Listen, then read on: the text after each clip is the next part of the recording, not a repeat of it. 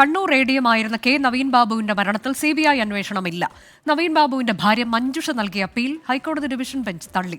Supreme കോടതിയെ സമീപിക്കുമെന്നും കേരള പോലീസിന്റെ ഭാഗത്തുനിന്ന് നീതി ലഭിക്കില്ല എന്നുമാണ് കുടുംബത്തിന്റെ പ്രതികരണം.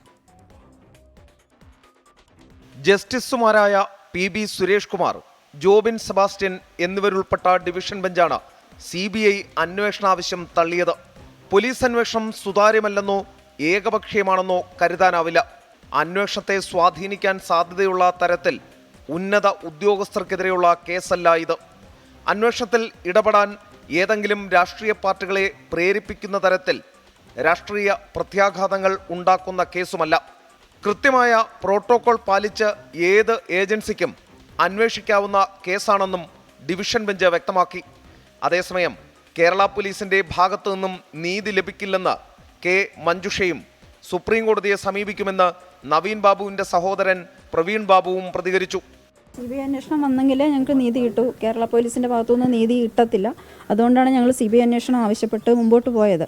ഇനിയും മുമ്പോട്ട് തന്നെ പോകാൻ തന്നെയാണ്. വളരെ നിരാശാജനകമായി പോയി, വളരെ ഷോക്കിംഗ് ആയിപ്പോയി ഈ ഒരു വിധിയല്ല ഞങ്ങളെ സംബന്ധിച്ചിടത്തോളം. ഇതിനിടെ കെ നവീൻ ബാബുവിന്റെ സഹോദരനെതിരെ സോഷ്യൽ മീഡിയ വഴി അപവാദ പ്രചരണം നടത്തുന്നുവെന്ന് നവീൻ ബാബുവിന്റെ മകൾ ആരോപിച്ചു.